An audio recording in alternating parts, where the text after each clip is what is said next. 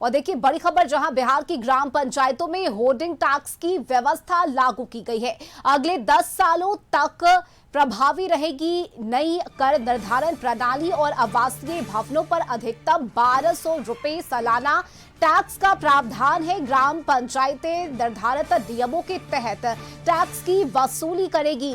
पंचायतों की आय इससे बढ़ेगी और विकास कार्यों को भी रफ्तार मिलेगा। पंचायती राज विभाग के प्रस्ताव को वित्त विभाग ने मंजूरी दे दी है।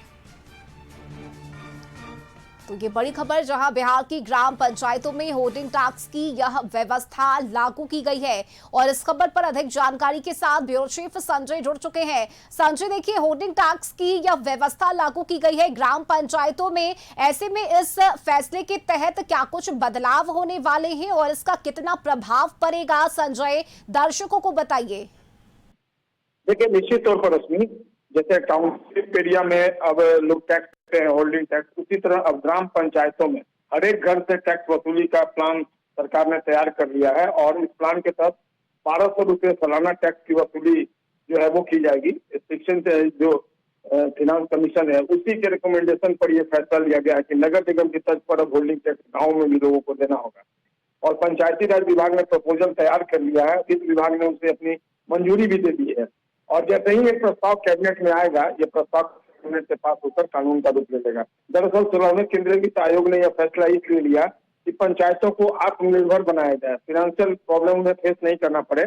इसमें आगे के सालों में वित्त आयोग से मिलने वाली अनुदान राशि में कटौती जो है वो संभव मानी जा रही है कि जो वित्त आयोग की तरफ से फिनांस जो राशि दी जाती है उसमें कटौती की जाएगी। गाँव में साफ सफाई की व्यवस्था बेहतर करने के मकसद से ये टैक्स लगाया जा रहा है। स्ट्रीट लाइट हो या पेयजल आपूर्ति का जो प्रावधान है वो किया जाएगा। नई व्यवस्था में हर घर नल का जल आपूर्ति के लिए अनिवार्य रूप से शुल्क वसूलने का प्रावधान किया जा रहा है।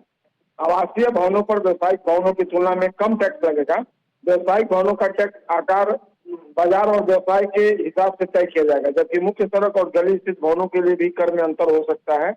ग्राम पंचायतों के साथ आने वाले बाजार क्षेत्र में भी आवासीय भवनों पर जो सुदूर गांव के घरों की तुलना में कर है वो अधिक लगेगा।